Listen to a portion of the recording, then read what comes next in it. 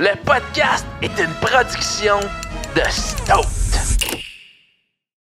Alors, bienvenue dans le Club Nordique, le premier podcast qui plonge au cœur de l'entrepreneuriat de notre magnifique région des Laurentides. Je me présente, je suis votre animateur, Bastien Carrière, je suis courtier immobilier chez Remax Bonjour à Saint-Sauveur et je suis de façon générale un passionné des gens qui ont des projets. Je suis aussi le fondateur du Club Nordique, un club d'affaires des Laurentides qui porte le même nom que le podcast. Vous comprendrez que mes invités viendront essentiellement de mon club d'affaires qui compte maintenant presque 100 membres d'entrepreneurs du Nord. D'ailleurs, vous êtes les bienvenus à m'écrire si vous aimeriez en faire partie. Dans ce podcast, on explore le parcours d'entrepreneurs de chez nous, les hauts, les bas, tout y passe. Écouter notre podcast, c'est donc d'en apprendre plus sur vos voisins, des gens qui contribuent au tissu social de notre région et qui en font une des plus belles places où vivre sur Terre. Si vous êtes entrepreneur à en devenir, investisseur curieux ou simplement passionné par les histoires inspirantes, abonnez-vous maintenant. Et suivez-nous sur les réseaux sociaux, posez vos questions et plongeons ensemble dans l'univers de l'entrepreneuriat dans les Laurentides. Je vous souhaite la bienvenue au Club Nordique.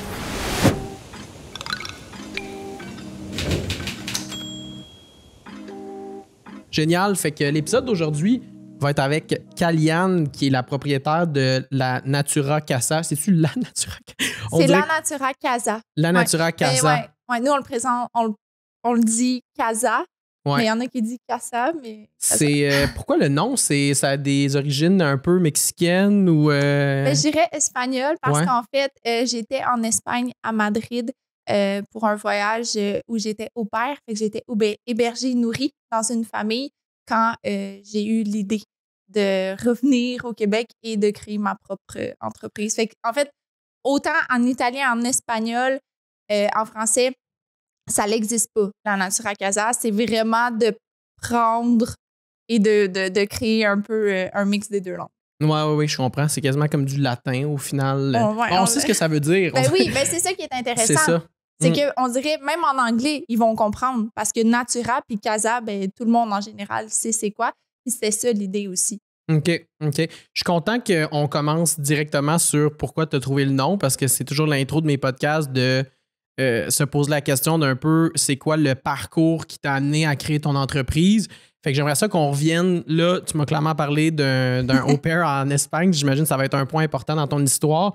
Mais si on revient un peu plus tôt, en fait, là, disons, Kaliane à l'école secondaire, là, est-ce qu'elle savait déjà qu'elle voulait être entrepreneur? Oui, Kaliane primaire savait qu'elle voulait être entrepreneur. Le plus loin que je peux me rappeler, quand je faisais des tests d'orientation, ça donnait toujours entrepreneur. J'étais comme super, mais en quoi? Ça veut dire quoi? Puis surtout jeune, le mot entrepreneur, je l'associais... C'est vague. Non, mais moi, je l'associais à ce que j'allais faire plus tard parce qu'on dirait que tout le monde me disait ça. Mais pour moi, je comprenais pas c'était quoi. Pour moi, entrepreneur, c'était un métier. Genre, il y a pompier puis il y a entrepreneur. Mais tous les entrepreneurs font la même affaire. Tu comprends? Moi, c'était ça dans ma tête. Pour finalement, effectivement, comprendre que c'est très vague puis que tu vas être entrepreneur en n'importe quoi, littéralement. Ouais. C'est drôle parce qu'on dirait que chez le commun des mortels, souvent, quand je dis que je suis entrepreneur, ben ça, c'était avant que je sois courtier immobilier temps plein, là. Mais les gens pensent tout de suite à la construction. On dirait que c'est comme, ben je sais pas, c'est parce qu'on est au Québec, puis c'est juste comme... En fait, littéralement, quand tu es entrepreneur dans la construction, tu t'appelles entrepreneur général. Ouais. C'est comme, il n'y a pas d'entrepreneur général en esthétique. Tu comprends? Fait que vu que littéralement, ils reprennent ce titre-là continuellement, ben, je pense que c'est pour ça qu'on l'associe autant à la construction. Ouais, c'est ça. Ils se l'ont approprié. Là. C'est un peu comme les docteurs qui sont des médecins, mais si t'es docteur en histoire, il n'y a absolument personne qui va t'appeler docteur dans la vie. Je comprends. Fait que depuis le primaire, est-ce que plus jeune, parce que moi, ça a été un petit peu le cas, je savais que je voulais être mon propre boss depuis que je suis au primaire aussi. J'étais au primaire. Puis j'ai tout le temps un peu lancé des petites entreprises, mais comme d'enfants, là, genre vendre de la gomme ballon puis des trucs comme ça. Okay. Est-ce que tu as eu ça un peu, non, disons, plus jeune ou ta première expérience d'entreprise, c'était vraiment avec ta business actuelle? Avec ma compagnie. En fait, moi, mes deux parents sont entrepreneurs, mais quand plus tôt, avant qu'on démarre, je te parlais justement du core de mon histoire. C'est qu'à 17 ans, j'ai perdu ma mère. Okay. Ma mère est décédée du cancer, ce qui pour moi a eu lieu littéralement du jour au lendemain. Elle a été diagnostiquée en octobre, puis elle est décédée en août. OK, c'était très rapide. Là. Très rapide, puis ma mère, c'était une battante, fait que j'ai pas su la gravité de sa maladie, puis jamais j'ai pensé, en fait, que c'était une possibilité qu'elle allait décéder. Fait que ça, à ce moment-là, j'étais en secondaire 5, puis ma mère était enseignante en esthétique. Fait que ma mère est vraiment venue germer en moi cette passion-là. Par contre, j'ai jamais eu de l'intérêt pour l'esthétique. Fait que tout le temps que ma mère était en vie, c'est pas quelque chose qui me parlait. On dirait que tu veux comme te rebeller un peu de ce que tes parents y font sans forcément comme suivre leur voie. Mais quand je suis revenue d'Espagne, j'avais fait beaucoup de visualisations en Espagne parce que j'étais seule, j'étais vraiment comme enfermée avec la famille, puis je me sentais pas bien, puis je me sentais pas chez moi. Donc, j'ai travaillé comme vraiment de l'intérieur. J'ai lu beaucoup, puis tout ça. Puis là, quand je suis revenue, je savais par ma visualisation que je voulais lancer ma propre entreprise puis que je voulais que ce soit du bien-être. D'une certaine façon, je pense que je voulais honorer ma mère aussi. Moi, j'ai toujours pris soin de ma peau. Je voulais montrer aux autres comment prendre soin de leur peau. Donc, moi, ça s'est fait naturellement. C'est devenu le purpose de ma vie après que ma vie ait littéralement perdu tout son sens parce que quand tu perds un parent jeune, tu perds tes repères, t'en veux à la vie, t'en veux à tout le monde. Puis c'est facile de se perdre au travers de toutes ces émotions-là. Puis quand tu dis que tu te sentais pas à ta place dans ton échange au pair, qu'est-ce qui a causé ça? Tu te sentais pas chez toi et tout? Est-ce que c'était ta relation avec la famille, le feeling de devoir travailler un peu constamment pour leurs enfants? Ou... C'était malheureusement la relation avec la famille. À y repenser, je pense que c'est surtout la mère qui était problématique parce que le père, je me rappelle que c'est une des premières personnes à qui on avait eu la discussion, puis il disait quand tu vas revenir, c'est quoi ton but? Puis je lui avais parlé de la Natura Casa. Lui, il m'avait dit que son but dans la vie, c'était d'écrire un livre. Fait qu'on s'était comme échangé par rapport à nos rêves. Puis je pense qu'on connectait peut-être de cette façon-là. Alors que la mère était stricte et je pense qu'il y avait un aspect jalousie, peut-être juste par ma jeunesse, là, parce que le père, je pouvais pas plus m'en foutre. Là, fait qu'il n'y avait pas place forcément à la jalousie.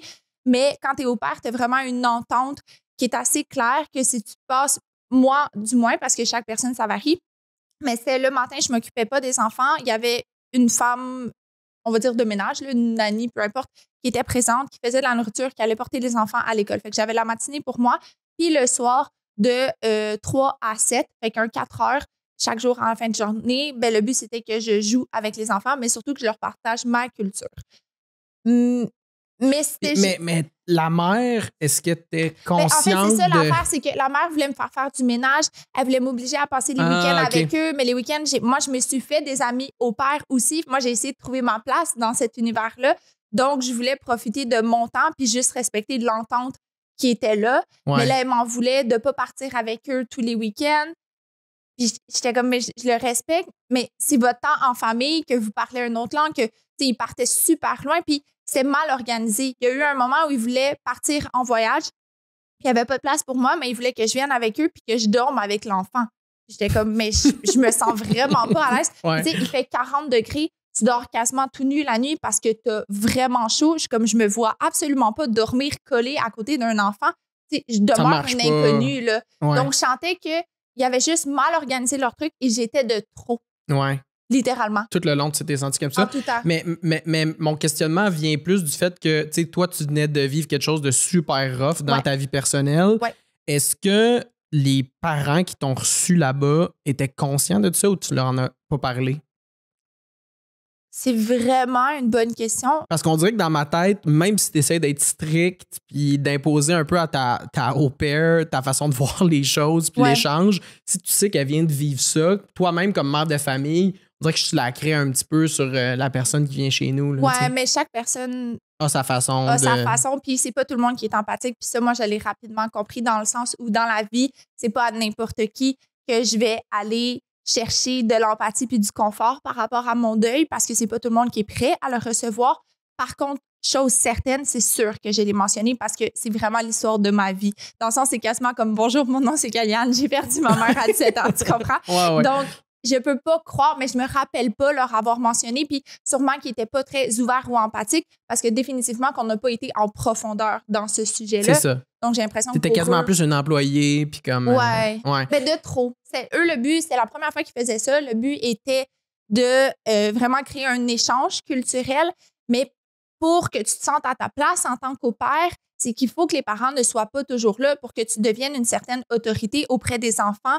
Mais moi, les parents, c'est quasiment comme ils allaient dans la chambre, puis là, ils étaient comme parfait, là, tu t'en occupes, puis tu les chicanes s'il y a quoi que ce soit. Mais comment tu veux qu'ils prennent au sérieux l'adulte inconnu alors que le parent est littéralement à côté? Versus, j'avais une autre amie, elle s'en occupait toute la journée, puis elle est vraiment devenue une membre de la famille, puis c'est un plus, littéralement, auprès des parents. Puis les parents appréciaient aussi le fait qu'elle apportait de l'aide quand eux, ils n'étaient pas là, alors que moi, j'étais juste de trop, littéralement. 100%. C'est drôle que tu dises ça parce que j'ai vécu une expérience similaire quand j'étais plus jeune. Moi, c'était pas avec au pair parce que je sais même pas si c'est possible pour les hommes. Non, c'est pas possible pour les hommes. Non, OK, c'est vraiment réservé aux femmes. Ouais.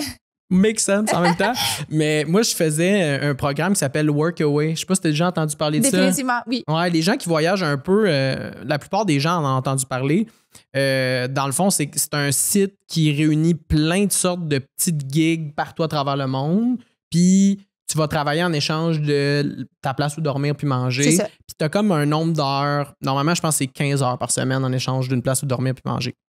Puis là, j'ai été comme 1 an, j'ai fait un voyage d'1 an en van là, autour des États-Unis, l'Ouest canadien quand j'étais plus jeune. Puis j'en avais fait un en Floride où c'était dans les Keys. Okay. Puis le gars, il avait c'était un vieux bonhomme, il avait une école de voilier. Puis lui, dans le fond, il se servait un peu de la plateforme Workaway pour avoir des esclaves. C'était basically ça, honnêtement. Comme il nous faisait laver des intérieurs de coques de bateau, mais comme dans la soute en bas où il y avait eu des dégâts que toutes les toilettes avaient aspergé partout, dans la grosse chaleur humide de la Floride. Comment exploiter les gens qui... Puis lui, c'était comme, tu sais, pas question qu'on travaille juste 15 heures, vous venez faire un temps plein. Puis, mettons, quand on allait dormir, il s'était fait une espèce de dorm où il y avait comme 7 à 8 travailleurs qui rentraient dans des bunk beds. Puis il disait qu'il nous fournissait la bouffe juste parce qu'il était obligé pour le site web de t'inscrire. Mais c'était juste comme des sacs de pain blanc avec du beurre de pinot. Puis je me rappelle être juste comme, hey, en ce moment, la gang, on est des esclaves, genre modernes. Tu sais, ben beau être en voyage, mais tu sais, à un moment donné, en plus, en tout cas, fait que c'est drôle, on avait créé une petite révolution. Puis on avait pris comme tous les employés Workaway, puis on les avait embarqués dans notre van. On était rendus comme 6 dans la van. Il y avait juste 2 places où dormir. On est allé faire du camping avec eux, puis tout, là, c'était super drôle.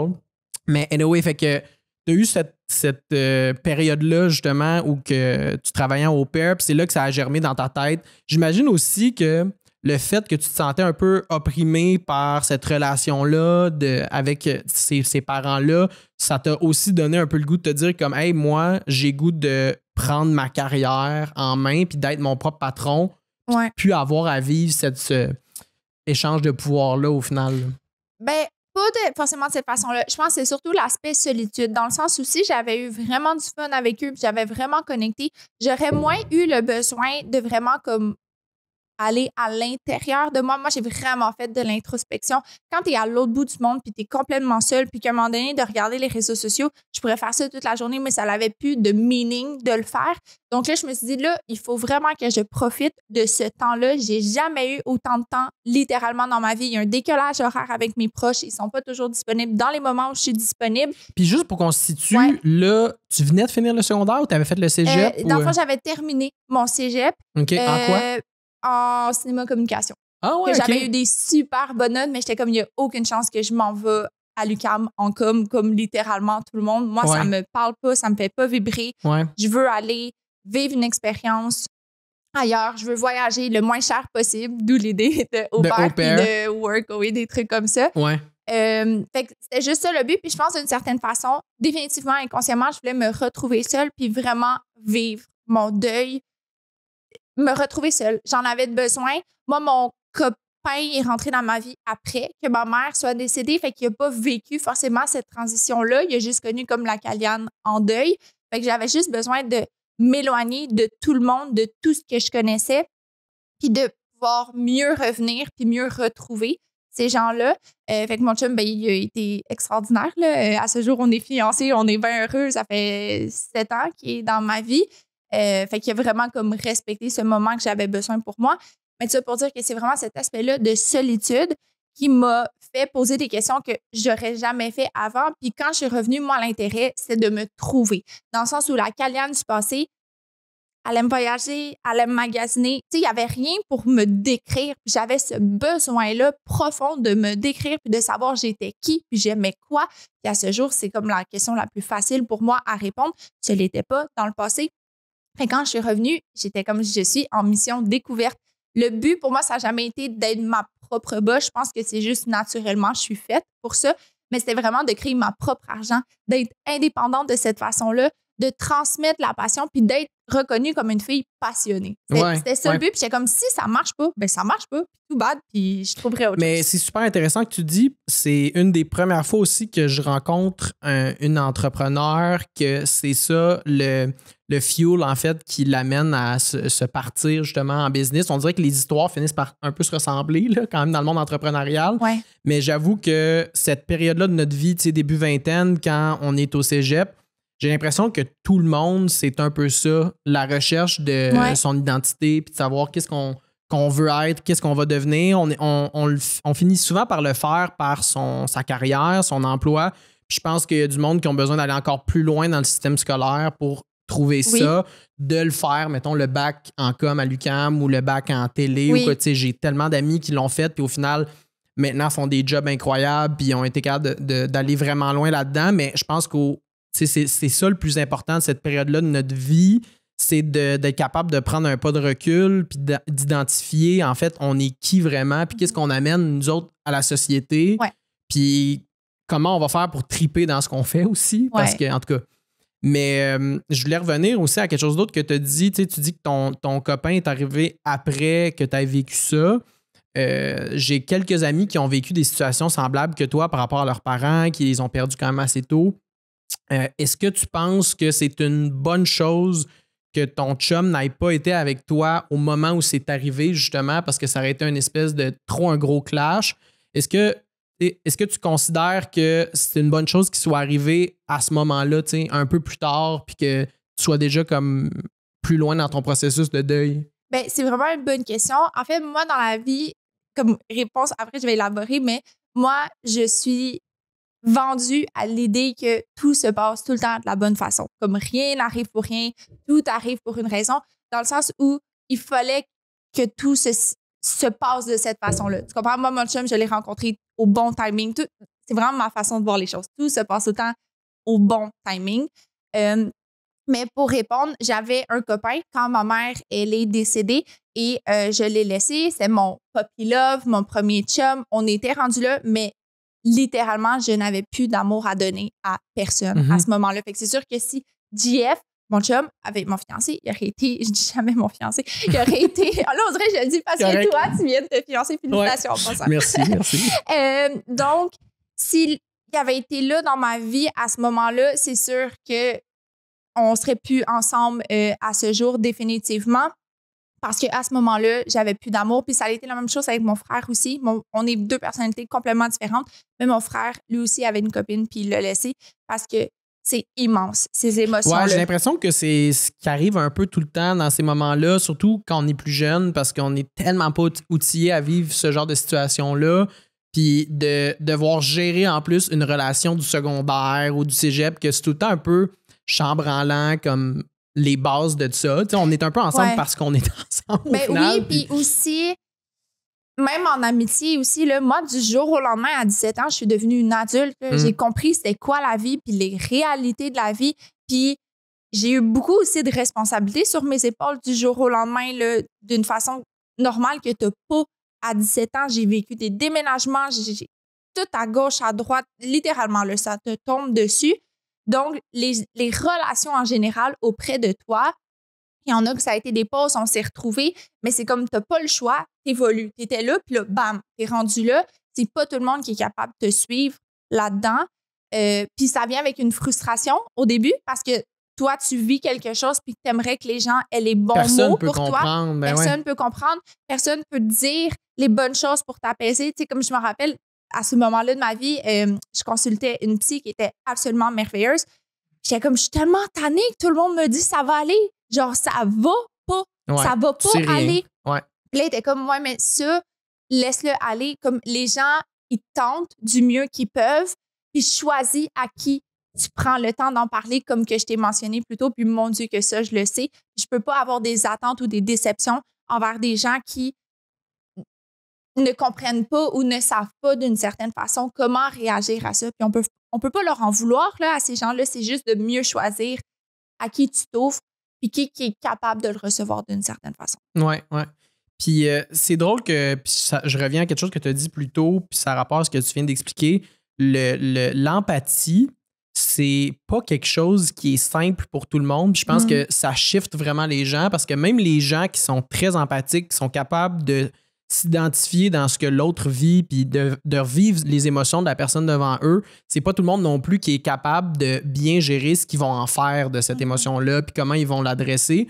Mais personnellement, je pense que d'être empathique dans le monde des affaires, c'est un outil tellement puissant qui est souvent pas adressé.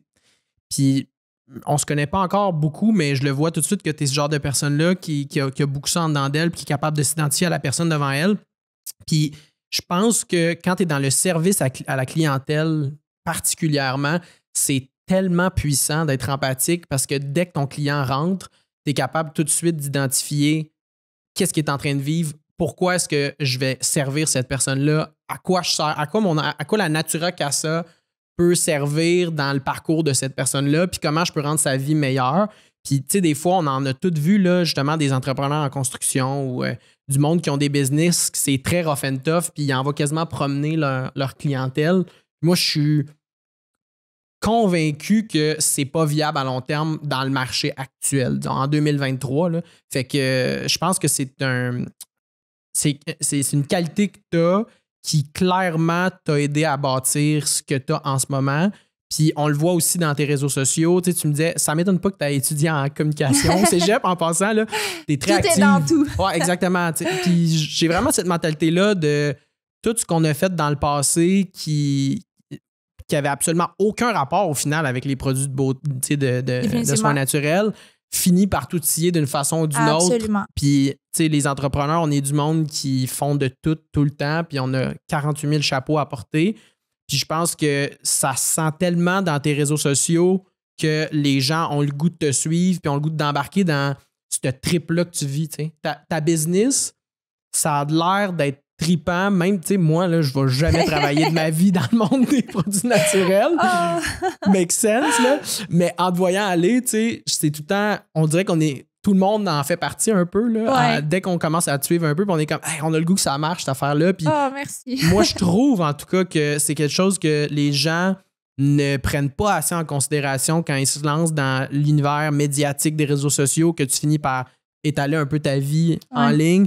Si tu es capable d'être empathique puis de le faire pour les bonnes raisons, je trouve ça tellement plus puissant puis ça donne tellement plus envie aux gens de s'identifier à toi puis de ben, tu sais, justement, par rapport aux réseaux sociaux, moi, quelque chose qui est hyper important, puis le pourquoi que je me verrais pas déléguer cet aspect-là. Moi, j'ai délégué, je suis une bonne, j'invente des mots, mais genre délégatrice, peu importe le terme, genre je délègue comme une pro, puis j'ai compris l'importance de déléguer auprès de mes employés, puis ça se fait super bien. Mais les réseaux sociaux, c'est vraiment le core, c'est la vitrine, littéralement, sur mon entreprise, les valeurs. Donc, à ce jour, il n'y a pas personne qui est mieux placé que moi pour le faire. Puis, quelque chose que j'ai compris, c'est vraiment l'importance de créer une émotion d'une certaine façon, dans le sens où, si tu regardes mon feed, c'est peut-être pas forcément le plus beau, mais les gens sont engagés parce que si je mets une publication, c'est que je veux aller créer une émotion d'une certaine façon. Puis l'émotion va varier là, selon la publication puis le pourquoi que je le fais, mais je le fais pas parce qu'il faut que je publie chaque lundi ou parce qu'il faut que je mette une photo parce que là, ça rendrait... on devrait pas, selon moi, exploiter les réseaux sociaux de cette façon-là. Juste dans le paraître. C'est ça. C'est ce qui en fait quelque chose qui peut devenir très négatif, je pense. Les réseaux sociaux n'ont pas toujours une bonne réputation. C'est un outil qui est utilisé pour plein de choses. Puis il y a plein de monde qui se font suivre pour des raisons que je trouve ordinaires. Puis je pense que c'est là que il y a des gens qui sont comme, hey, pourquoi si notre jeunesse est là-dessus, qu'est-ce qu'ils vont devenir, blablabla, les influenceurs. Puis ça les challenge vraiment, mais tu es aussi capable, il faut reconnaître en fait que c'est un outil tellement puissant pour des gens qui veulent faire le bien avec. Ouais. Que comme, tu sais, il y en a du contenu positif, il y en a du bon contenu, puis il y a des gens tu sais, puis je te prends toi en exemple, mais t'es quelqu'un qu'on se met à suivre, je pense pas qu'il y a rien de négatif à tirer de ça. Au final, on suit ton parcours entrepreneurial, on te voit aller dans des ventes, des festivals, des rencontres professionnelles et tout, puis je trouve ça super intéressant. Je pense que tu l'utilises d'une très bonne façon qui semble, en tout cas, encore une fois, je te connais pas, mais qui semble être propre à ta personne. Tu sais, ça n'a pas l'air d'être un personnage que tu mets en scène pour les réseaux sociaux. Absolument. Mais en tout cas, une belle petite parenthèse à la discussion. Là, tu étais revenu de ton échange au pair. Ouais. Et puis, tu es en recherche de ce que tu vas devenir, ce que tu veux être. C'est à quel moment que l'idée est assez germée puis tu te dis comme « let's go, on lance le projet de la business ». Je suis revenue fin juillet.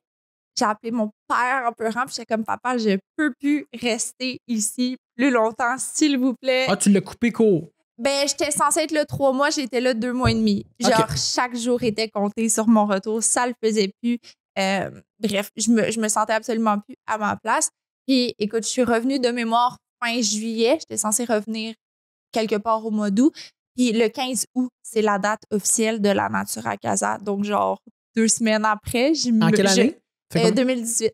2018, OK, donc pré-pandémie. Ouais, littéralement. Puis j'avais un lit dans le sous-sol de chez mon père et je débutais mes soins visage à 25 $ sans formation officielle parce que j'ai mon parcours de vie, mais je n'avais pas de formation. Ouais. Puis je me suis juste comme pitchée dans le vide. J'avais rien à perdre.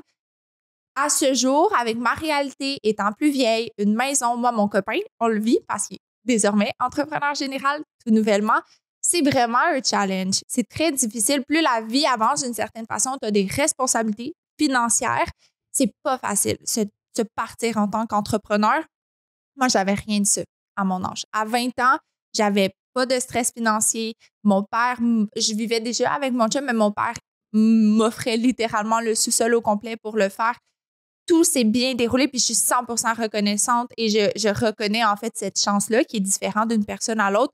Mais moi, j'étais sur mon X à ce moment-là, puis tout ce que je faisais, puis encore ce que je fais aujourd'hui, ça se passe toujours parfaitement, puis c'est un flow. Je suis sur mon X, comme on dirait, il n'y a rien, personne. À chaque jour, ça se passe bien. Puis pour quelqu'un qui, disons, voudrait se lancer une entreprise comparable à la tienne, qu'est-ce que tu considères sont les plus gros risques que tu as pris? Est-ce que ça a été financier? Est-ce que ça a été en termes d'investissement de temps? C'est quoi les gros défis, en fait, qu'il a fallu que tu surmontes pour que ça devienne aussi gros que ça l'est présentement? Mais moi, j'ai vraiment fait d'une façon organique, pour de vrai. Donc, le plus gros risque, selon moi, c'est le fait de vouloir devenir trop gros, trop big, trop rapidement. Mm-hmm. C'est là que tu vas te perdre. Au travers de ça, tu vas perdre les valeurs et le pourquoi, concrètement, que tu le fais à la base. Puis ça, moi, justement, même si ça peut paraître, c'est court quand même, 5 ans, puis l'évolution, elle est là, mais je me couche chaque soir, il n'y a pas de stress financier. J'ai vraiment été comme étape par étape de façon hyper organique. Là, le premier financement que j'ai été chercher à ce jour, c'est parce qu'on va faire une nouvelle construction. Dans le fond, là, la Natura Casa va déménager. Ça va être une bâtisse à moi au lieu d'être de la location comme que je fais à ce jour. Ça, c'est un autre game. Ça, c'est un risque d'une certaine façon. Ça, là, j'ai vraiment l'impression que là, je m'en vais à un autre niveau. Mais il faut que j'ose le faire parce que où je suis présentement, il n'y a plus de place. Puis là, ça commence à me limiter. Tu comprends? Fait que là, pour vas-tu le garder, ce local-là? Non. Ou OK. Fait que tu changes complètement. Le but, c'est vraiment juste de déménager, d'avoir une nouvelle succursale.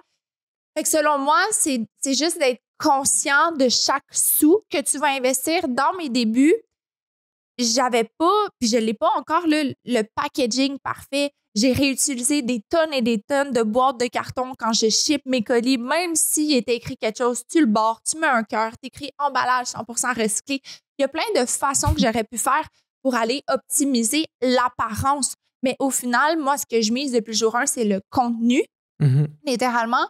Puis chaque petits trucs que tu veux mettre pour que ce soit donc parfait puis donc beau, c'est génial, mais ça a un coût, ces affaires-là. Puis ça va venir avec le temps aussi. Ça va venir avec le temps, que... puis tu vas tout le temps être fier. Là. Moi, toutes les fois, je rajoute des petits trucs, je suis comme, yeah! Oui, j'aurais pu l'avoir depuis le début, mais la personne, elle aurait autant consommé son produit, elle l'aurait probablement autant aimé. Fait que je le fais de façon graduelle avec un stress en moins. Puis ce que j'aimerais ajouter aussi, puis c'est pas un risque, mais c'est comme vraiment mon plus gros conseil en tant qu'entrepreneur pour quelqu'un qui regarde la Natura Casa puis qui trouve que c'est super puis que la personne, elle aimerait donc faire ça. Inspire-toi, mais fais-le à ta propre façon. Si tu essaies trop d'aller te rallier à quelqu'un qui existe déjà, ou même si la personne est en démarrage, là, elle n'a pas besoin d'être la plus big, tu vas pas créer ta propre identité, l'identité de ta compagnie aussi. Tu veux être unique puis que les gens aient envie de t'encourager toi parce que tu es toi puis tu fais les choses à ta façon. Parce que ça, je l'ai vraiment vécu récemment. C'est dommage parce que ce que j'ai vécu le plus, le plagiat, c'est auprès d'anciens employés. Ah ouais? Ouais. Fait que c'est pas... Parce qu'on dirait dans la business en général, quand tu es entrepreneur puis tu le vis, tu le sais, là, l'importance de juste comme faire les trucs à ta façon puis tu vas être le plus gagnant, mais je l'ai vécu avec vraiment plusieurs employés qui l'ont fait avec toi, dans le fond. Mais là, qui travaillaient chez la Natura Casa puis qui étaient déjà comme mal intentionnés au moment où ils étaient présents puis qui se sont démarrés en entreprise. Ah ouais, et tu le vois, tu sais, comme l'ambiance de la salle, les fournisseurs, les producteurs. Tout est pareil, là. Ouais. Puis, au final, ils sont perdants d'une certaine façon parce qu'ils viennent vraiment se rallier à moi. Fait que si, exemple, tu vois une vidéo qui est pareille, puis là, tu scrolls, puis là, tu vois une vidéo, puis après, tu vois une autre, ben tu vas retenir la Natura Casa que tu auras quasiment vue en haut, en bas, et pas celle du milieu. Mais celle du milieu va quasiment avoir été une troisième vidéo pour la Natura Casa parce qu'elle est pareille. Ouais. Tu comprends? Puis j'ai l'impression que c'est le genre de défi, ça, qui arrive plus dans les débuts d'une entreprise parce que, tu sais, mettons quelqu'un qui va travailler en marketing chez L'Oréal. Là. Il y a personne qui va se dire « Hey, j'ai tellement appris que je vais partir mon propre L'Oréal. » 100%. Final, toi, souvent, d'après moi, tu dois avoir des jeunes employés qui te regardaient un peu aller, puis tout le monde a un peu le mindset de hey, si elle fait, je vais le faire aussi, mais qui n'avait pas nécessairement la même fibre entrepreneuriale de j'ai mon idée à moi qui est complètement différente, puis je vais lancer de A à Z, qui s'est juste dit hey, je travaille pour une fille qui a une formule gagnante, je vais répéter la formule copy-paste au final, tu sais, ce qui est un peu ordinaire. Oui, puis ce que tu apportes, c'est vrai, puis c'est là où moi, j'en veux pas. Encore une fois, tout se passe correctement, de la bonne façon, mais moi, j'ai vraiment appris à ne pas être autant naïve, généreuse, ouverte.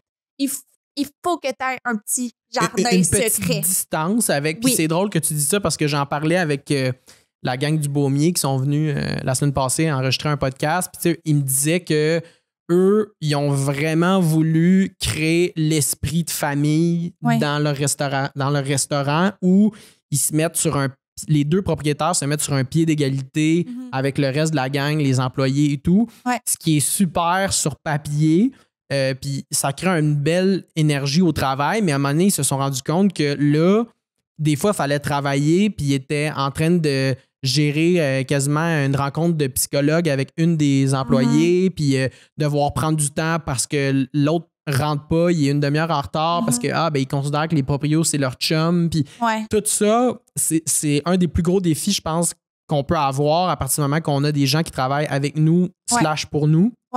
C'est de créer cette espèce de limite-là de oui, on est des millennials / Gen Z, on veut appliquer les nouvelles façons de voir des entreprises, on veut que l'équipe fasse partie du projet puis qu'ils se sentent impliqués dans ce qui est la Natura Casa, disons, par exemple, mais en même temps, on reste qu'on est patron de cette affaire-là, on a tous les risques sur nos épaules, toutes les responsabilités financières qui viennent avec. Nous, demain matin, si les ventes descendent ou quoi que ce soit, on peut perdre notre maison, le bureau commercial qu'on vient de construire. Fait qu'il y a un certain point que c'est comme là, si moi, je commence à être trop proche de mes employés puis qu'ils commencent à tout essayer de copier ma business puis qu'ils deviennent des compétiteurs, makes no sense. Il faut qu'il y ait une division, mais je pense que pour notre génération, ça va être un des gros défis des entrepreneurs, ça. Parce que je pense qu'on a tous travaillé pour des business dans notre passé, que c'était des vieux bonhommes qui géraient, puis qu'on était comme hey, jamais moi je vais faire vivre ça. Tu sais, j'ai On travaillé veut- au Carrefour ouais. Laval là, pendant 3 mois, Ouais,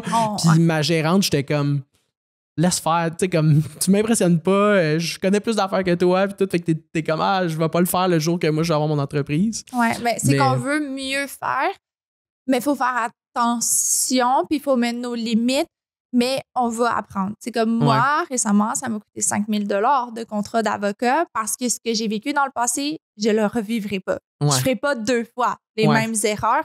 Puis justement, j'ai été trop lousse, mais j'apprends. Puis cet apprentissage-là a une valeur, puis je le revivrai pas de la même façon plus tard, c'est sûr. Mais effectivement, c'est que tu veux être cool, tu veux être flexible, tu veux être facile d'accès, mais comme trop facile d'accès, un peu. Trop facile d'accès. Il y a une différence entre être proche de ton monde puis leur donner tes recettes. Bravo, Kaliane. C'est ça. Ouais, je comprends. OK. Pour ceux qui connaissent pas l'entreprise, parce que, tu sais, il y a sûrement de mon monde qui vont écouter l'épisode puis ou du monde même qui vont suivre le Club Nordique, qu'est-ce que tu offres exactement comme service? Parce que je sais que vous faites des produits naturels, mais si je ne me trompe pas, il y a un autre volet à tout ça qui est des traitements pour le monde en personne. Ouais, exactement. Donc, on a vraiment les deux. La gamme professionnelle, minimaliste, naturelle, abordable d'une 40aine de produits. Fait que vraiment une gamme hyper complète qui est faite ici en laboratoire. La gamme La Natura Casa.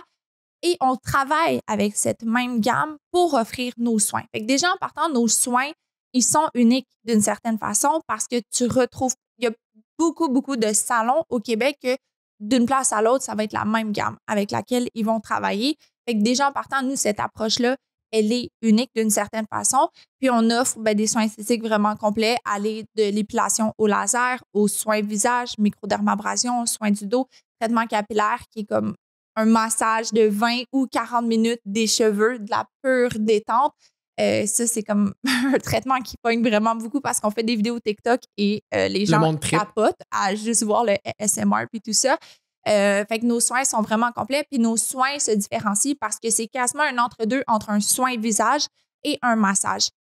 La lumière, elle est il fait quasiment noir dans la pièce. On veut vraiment miser sur une détente. On veut que ce soit chaleureux. Souvent, quand on passe aux soins esthétiques, c'est tout blanc, c'est la grosse lumière. Nous, on est complètement à l'opposé de ça. Tu viens faire un traitement de 20 minutes, on va te mettre dans un lit, des doudous, tu vas être confortable, même si c'est juste 20 minutes. Fait qu'on veut, tu sais, le casa, c'est là qui prend tout son sens. Tu te sens à la maison, au spa, tu te sens bien, c'est chaleureux. Fait que c'est vraiment de cette façon-là qu'on vient se différencier. Puis disons que tu aurais une fille qui a une petite business qui existe déjà à Québec, dans la ville de Québec, qui fait de l'esthétique, fait de l'épilation, puis qui est comme « Hey, moi, je te suis depuis un bout sur les réseaux sociaux, je trippe sur tes produits. » Est-ce que tu accepterais que quelqu'un se tague je n'utilise que des produits Natura Casa? Okay. On en a. En fait, je commence à en avoir de plus en plus, puis ça, je trouve ça merveilleux parce que moi, mon but, c'est pas forcément d'avoir plein de succursales. Je connais l'ampleur de gérer une succursale, donc je suis vraiment terre à terre par rapport à ça. C'est peut-être qu'un jour, on va en arriver là. Des franchisés. Exactement. À ce jour, c'est pas forcément dans mes buts. Moi, je veux aller travailler avec la spécialiste qui est déjà sa clientèle, qui est déjà extrêmement passionnée, puis qui lui manque juste une gamme qu'elle va littéralement triper dessus, puis ça va être le fun à utiliser, c'est naturel, tu ne poses pas de questions par rapport aux ingrédients qui sont contenus. Donc ça, c'est vraiment notre but. Puis c'est sur le long terme ce qu'on va miser de plus en plus. À ce jour, je manque de temps un peu pour ça, pour aller chercher des points de vente exactement. Parce qu'à l'interne, la boutique puis nos soins, ça roule juste tellement que c'est pas un volet qu'on a eu encore la chance de développer, mais c'est vraiment quelque chose que j'aimerais parce que j'aurais aimé, moi, dans mes débuts, trouver une gamme comme la Natura Casa pour travailler. Ouais. Je me pose la question, disons, là, ton entreprise est quasiment coupée en deux. Tu as de la production et tu as du service à la clientèle direct. Est-ce que, parce que je sais que l'avantage, disons, de produire tes propres produits de beauté ou de soins naturels, c'est que c'est une business qui est scalable. Fait que tu pourrais constamment en produire plus, puis éventuellement en vendre dans les pharmacies ou quoi que ce soit. Peut-être que ça arrive déjà même. Est-ce que tu considères que c'est plus ça ton bébé qui pourrait devenir un jour immense ou, tu sais, parce que les soins que tu offres sur place, ça, c'est pas scalable. Tu sais, les offres directement de services, souvent, c'est ce qui bloque un peu les entrepreneurs. Si tu as justement une entreprise de peintre de maison, ben, tu es limité par ton nombre d'employés, tandis qu'à partir du moment que tu offres des produits, la Natura Casa pourrait être vendue en France un jour, aux États-Unis. Il n'y a pas de limite, en fait, à ça. Fait que comment tu vois cette séparation-là? Est-ce que tu considères même que des fois, les soins corporels te prennent beaucoup de ton temps, que tu pourrais investir dans autre chose? Ben moi, j'en fais pas. OK. Fait que déjà, en partant, moi, je suis esthéticienne retraitée. Fait que ça, c'est pas un problème. Moi, je gère tout le reste. Je me suis remis en question à un moment donné parce que je me suis dit, si les ressources humaines, gérer des employés, c'est autant compliqué, c'est peut-être pas un volet que je vais conserver. Puis après, il y a vraiment eu comme un 360 au sein de mon équipe. Puis à ce jour, ici maintenant, puis je me souhaite que quand je vais réécouter ce podcast-là, la situation soit la même. Mon équipe, elle est extraordinaire. J'ai 4 esthéticiennes qui travaillent à temps plein, qui sont tellement passionnées, heureuses. Leur but, c'est pas d'aller à leur compte. Ils voient l'ensemble des avantages d'évoluer, grandir chez la Natura Casa. Donc ça se passe bien. Puis à ce jour, mon plus gros revenu, c'est le revenu en boutique parce qu'on peut avoir du 96 soins par semaine, ce qui est immense. Okay. Présentement, on est booké tous mes samedis jusqu'en janvier. La demande est là, puis la personne qui vient pour un soin, bien, elle va acheter des produits par le fait même. Par la suite, sur le long terme, si un jour j'arrive là par rapport à mes soins, puis comme j'ai atteint le max de ce qu'on pouvait offrir, bien, ma croissance, je vais définitivement la miser sur mes produits où est-ce qu'il n'y aura pas de limite. Par contre, mes produits se différencient et prennent tout leur sens parce qu'on offre des soins esthétiques. Parce que si tu regardes une gamme naturelle, skincare, mais c'est pas des spécialistes de la peau qui sont derrière ça. Puis tu regardes la même gamme, on va dire, mais que ces avantages-là, bien, il y en a une que le point fort est là. Tu peux leur faire confiance. Ils savent précisément de quoi ils parlent. Ils travaillent avec ces produits-là chaque jour. Donc, tout fit, puis tout prend son sens. Puis c'est pour ça que je me souhaite que les soins disparaissent jamais chez la Natura Casa, même si ça peut être un certain défi, parce que c'est service à la clientèle, c'est de recevoir en boutique, de gérer du staff. Absolument. Mais ça vaut vraiment la peine. Puis c'est complètement merveilleux les deux ensemble. Ouais, puis je pense que ce que les gens considèrent pas tout le temps quand ils veulent se lancer une business de produits, genre, il y a un truc, un petit frigo Matéina en arabe, je pense souvent à eux quand je pense à des produits c'est beau d'avoir une idée de je vais créer, disons, une nouvelle boisson, puis je veux la marchandiser et tout, mais le step, il est tellement gros avant que tu commences à être rentable puis que ça fonctionne, une business comme ça, que d'avoir pour toi 2 sources de revenus qui sont séparées, une qui est beaucoup plus rapide puis beaucoup plus facile à avoir rapidement. Tu sais, le modèle d'affaires des soins esthétiques, c'est simple quand même, dans le sens où t'as plein de filles qui le font juste à leur compte comme travailleurs autonomes puis qui je vais aller donner des soins esthétiques chez le monde ou quoi que ce soit. Fait que ça fait partie du genre de business qui peut se partir rapidement puis être quand même très payant rapidement aussi. Fait que toi, d'avoir ces 2 paliers-là dans ta business, étant donné que vous êtes encore dans les années de croissance, ça fait que tu as comme eu, en partant, une rentabilité que il y a peu de monde qui serait capable d'avoir s'ils feraient juste demain matin partir leur compagnie de produits naturels. Je pense qu'il y en a beaucoup qui abandonneraient s'ils se lançaient juste d'un bord puis pas de l'autre, tandis que toi, c'est comme t'es un peu le meilleur des 2 mondes parce que pour le reste de la vie de ton entreprise, tu peux te dire j'ai toujours cette béquille-là qui, elle, en ce moment, marche beaucoup, qui amène le gros de mon argent. Puis éventuellement, si l'autre prend plus de place puis dépasse, c'est merveilleux. Tu sais, comme je vais pas cracher sur la vente de produits. C'est la même compagnie au final. Exact. Mais les 2 sont ralliés. Puis effectivement, c'est le meilleur des 2 mondes parce que, mettons, on va penser à TikTok, OK? TikTok, c'est vraiment une plateforme qui est difficile d'une certaine façon parce que je trouve que ça n'a rien à voir avec Instagram. Nous, TikTok, on est en train de trouver, j'ai plus d'abonnés à ce jour sur TikTok que Instagram. Ça fait aucun sens selon moi, mais bon. Parce qu'on a trouvé que qu'est-ce qui pogne, c'est des vidéos de soins. Mais au final, si ma vidéo de soins attire des personnes en boutique, bien, je suis gagnante autant pour mes soins que pour mes produits. Mais si j'essaie de faire une vidéo de produit, c'est beaucoup plus difficile. La personne ne peut pas toucher, sentir, alors qu'une vidéo de soins, on dirait que tu vis l'émotion littéralement. Donc oui, les 2 ensemble fait en sorte que c'est ma plus grande force et ce qui fait que je me démarque autant sur le marché. Puis effectivement, pour la création de contenu, je pense que c'est un des plus gros défis aussi pour les compagnies qui offrent juste des produits, de dire, tu sais, la réalité, là, c'est qu'en 2023, je pense que le contenu léché puis des belles images d'un produit en arrière d'une rivière, là, c'est correct pour ton image de marque puis ton branding, pour que quand je m'en vais sur ta page, je vois que c'est qu'est-ce que tu représentes puis que, OK, c'est des produits naturels, blablabla, it's fine. Mais je ne vais pas m'arrêter puis regarder une vidéo de 30 secondes même. C'est ça qui est incroyable maintenant parce qu'on parle en secondes, là, mais je ne vais jamais m'arrêter à regarder une vidéo de 30 secondes d'un pot de crème devant une rivière. C'est ça, exact. Ça a tellement changé. Fait que le monde veut le voir du vrai, veut le voir comment tu l'appliques, où est-ce que c'est utilisé. Fait que définitivement que toi, de l'avoir pour les médias sociaux. Puis on va parler des médias sociaux parce que ça revient beaucoup dans la conversation.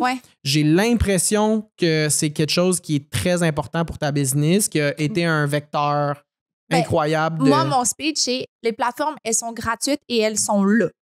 Pourquoi ne pas les exploiter et les utiliser? Ouais. Littéralement. Voilà. Puis en plus, on peut... Tu sais, moi, je dis toujours ça à des gens peut-être des fois plus âgés qui ne comprennent pas trop l'utilité de l'utiliser. Moi, c'est même si mon vidéo, la création de contenu que je fais, tu sais, j'en fais beaucoup pour l'immobilier, là, tes voix passer. Tu le fais bien. Je fais, tu le fais très bien. Je te renvoie. C'est très gentil. Tu sais, j'en fais beaucoup de création de contenu, puis je suis tout le temps un peu aussi partagé entre est-ce que je crée du contenu éducatif intéressant ou je crée du contenu qui est juste là pour aller chercher le plus de reach possible parce que c'est deux façons de travailler complètement différentes. Mais ce que je me dis tout le temps puis que j'essaie d'expliquer à, disons, des courtiers immobiliers à mon agence qui sont plus âgés, qui sont pas là-dedans pantoute, ou ils le sont, mais ils payent quelqu'un pour le faire puis c'est juste des photos de leur face avec des montages. Puis ce que je tente de leur expliquer, c'est que disons que tu t'en vas faire du porte-à-porte puis tu serres la main de 15 personnes dans ta soirée pour essayer de vendre tes services, bien, moi, pendant ce temps-là, même mon vidéo qui pogne le moins, il va être vu au complet par 900 personnes. Fait puis ces 900 personnes-là, je vais avoir mis une petite graine dans leur tête, puis ils vont être comme « Ah, OK, ben genre, je viens d'apprendre de quoi, puis maintenant, quand je pense courtier immobilier, je pense à Bastien. » Je sais que ce gars-là existe. Puis le contenu qu'il crée est intelligent. C'est pas niaiseux ce qu'il y a à dire. Fait que moi, c'est tout le temps ça de quand est-ce que tu vas être devant 900 personnes dans le vrai monde à essayer de vendre ton service ou tes produits. Almost never happen. À moins que tu te payes un placement publicitaire au Centre Bell, des trucs comme ça, mais ça n'existe pas. Fait qu'en ce moment, on a tellement accès à des outils puissants, puis justement, à chaque année, ça change. Il y a 4 ans, tu m'aurais dit créer du contenu sur TikTok. J'aurais ri un peu parce que c'était encore une application seulement en Chine, puis personne ne le savait. Alors que maintenant, ben, c'est un peu devenu la plateforme où, pour les vidéos, c'est là que c'est le plus facile d'avoir du reach. Puis c'est tellement organique parce que il y a 2 ans, tu m'aurais dit post sur Facebook. Je t'aurais dit Facebook, c'est mort, il n'y a plus personne qui utilise ça. Maintenant, moi, quand je crée du contenu sur Facebook, il y a des fois qu'il y a plus de reach que sur Instagram. On dirait qu'ils sont tout le temps en train de jouer avec leurs algorithmes pour aller chercher un petit peu plus de hook chez le monde, d'aller attirer plus de monde possible. Puis nous, il faut juste tout le temps rester comme conscient de ça au final. Puis en fait, j'espère qu'un jour même, j'aurai quelqu'un qui s'y connaît encore plus que moi, qui pourrait travailler avec moi, que je fais confiance, dans le sens où moi, ma job, c'est le courtage, puis la chose sur laquelle je tripe, c'est l'immobilier. Les médias sociaux puis le marketing, c'est un outil que je vois comme un autre pour en faire le plus possible. Mais c'est sûr que, puis tu en parlais tantôt, déléguer, ça peut être plaisant. T'sais, à un certain point, si tu as vraiment quelqu'un de confiance qui est capable de créer du contenu aussi bon que le tien, que tu sais que tu vas être tout le temps content de le voir popper dans ton feed, c'est un feeling qui doit être quand même aussi incroyable d'avoir ce partner-là là-dedans. Fait qu'en tout cas. Mais c'est ça. Je trouve ça bien intéressant que tu l'aies utilisé. Puis ça se voit aussi de ton côté. Il reste 8 minutes. C'est ce que Jay m'a dit. Fait qu'on va tranquillement aller vers des conversations un petit peu plus wrap-up de... évidemment, le podcast, il s'appelle le Club Nordique parce qu'on est ensemble dans un club d'affaires depuis quelques mois d'entrepreneurs des Laurentides. C'est peut-être une question qui va être bien simple parce que d'après moi, je connais un peu la réponse déjà, mais qu'est-ce qui a fait que tu as décidé de bâtir, disons, cette entreprise-là sur la Rive-Nord, dans les Laurentides, puis pas à Montréal ou dans une place où il y a peut-être plus de monde puis que ça passe plus? Ben, l'idée étant l'équilibre de vie, d'une certaine façon, il y a beaucoup, beaucoup de gens qui me le demandent à quand une succursale à Montréal. Moi, Montréal, ça me parle pas. Je suis une fille de banlieue. J'aime ça. Je suis née ici. C'est tout ce que j'ai connu dans la vraie vie, alors que moi, pratiquement toute ma famille, en fait, est à Montréal, mais mes parents ont décidé de venir vivre à Blainville. Donc, c'est cet équilibre-là de vie. Ça me prend 10 minutes top chrono me rendre au travail, puis dans la future succursale, ça va me prendre encore moins que ça, littéralement. Ouais. Donc, moi, c'est cette proximité-là. Puis, on se sent juste mieux, il y a plus d'arbres, il y a moins de gens. C'est comme... c'est ce que j'ai toujours connu, puis c'est ce que j'aime naturellement. Ouais, puis je trouve ça vraiment cool, puis c'est un peu l'idée que j'avais eue en créant justement ce rassemblement de personnes-là, de pouvoir aussi nous mettre un peu sur la map les jeunes entrepreneurs, les jeunes qui veulent énergiser un petit peu tout ça. Les Laurentides en particulier, on dirait que pour les gens de Montréal, moi j'ai habité 8 ans à Montréal, mais ça a tout le temps une connotation pas négative, mais presque comme tout ce qu'il y a là-bas, c'est des chalets, puis des gens de banlieue, puis tu sais comme... Tu y vas le week-end, mais tu reviens en ville. C'est ça, tu sais, moi j'ai grandi sur la banlieue de Montréal, Laval, Rosemère, tout ça. Et puis, quand je suis allé étudier à Montréal, quand j'ai commencé à vivre là-bas, c'était tout le temps un peu un running gag, puis celui-là encore chez le monde, genre le monde de Laval, puis le monde des... Tu sais, on est très typé, mais moi, de créer une place où je peux connecter avec autant de gens qui ont des idées différentes, qui sont, tant qu'à moi, aussi investis dans leur entreprise, qui sont aussi créatifs que du monde sur le plateau Mont-Royal ou au centre-ville, je trouve ça vraiment hot, puis de voir que c'est pas juste une banlieue où les gens de 45-50 ans vont s'installer. On est plein à faire. Puis c'est un autre point que je veux amener pour les gens qui voudraient se partir d'une entreprise ou qui veulent se lancer dans l'entrepreneuriat. Justement, vu qu'il y a moins de jeunes, puis peut-être que c'est moins compétitif par chez nous, moi, je considère que c'est tellement plus facile de se lancer, dans le sens où, dans mon milieu en particulier, on n'est pas beaucoup. Des jeunes courtiers immobiliers dans le Nord, tu sais, moi, je fais beaucoup, justement, en haut de Saint-Jérôme, disons. Ouais. Puis, tu vois, dans mon agence, là, on est dans les plus jeunes, puis je veux dire, j'ai 28 ans, là, j'ai pas 21 ans non plus, là. Mais on est dans les plus jeunes, puis il y a un marché de jeunes qui commence à vouloir venir s'installer, justement, parce qu'ils veulent avoir plus d'espace, ils veulent vivre proche de la nature. Puis, ces jeunes-là, souvent, ils veulent travailler avec du monde de leur âge parce qu'on a les codes sociaux. On sait comment interagir avec eux, c'est plus rassurant. Moi, j'ai toujours été de même dans la vie, même là, en courtage. T'sais, on a une notaire qui est dans notre club d'affaires, puis elle, maintenant, c'est tout le temps elle que je réfère sur mes contrats.